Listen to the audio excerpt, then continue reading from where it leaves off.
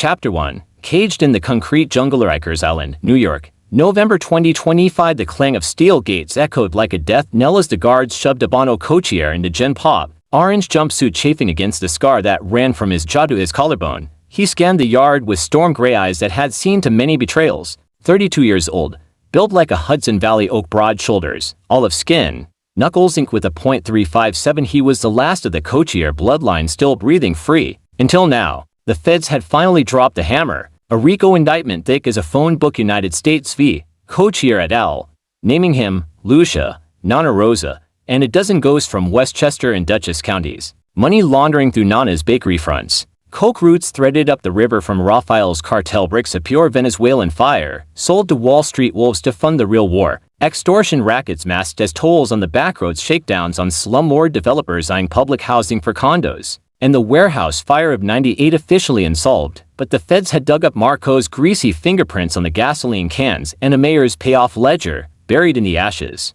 But the RICO was a sham, Ebano knew. Crooked Dutchess Mayor Harlan, no relation to the twins, and his NYPD puppets Lena Moretti, chief among them, had twisted the narrative. Ebano's crew didn't just move coke.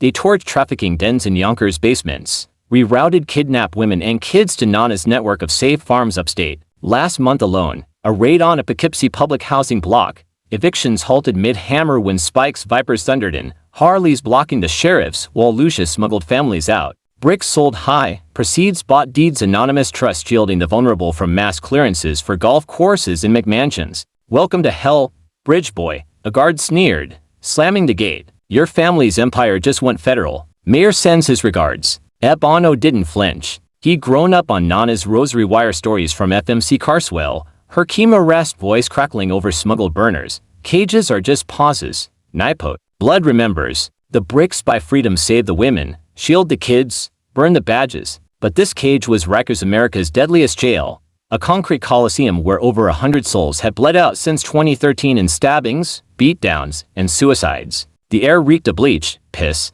and despair. Here, too, whispers of corruption, guards on mayoral payroll, trafficking debts collected in the showers. He moved through the yard like a wolf among jackals. Latin kings and gold beads. Rico's crew had lost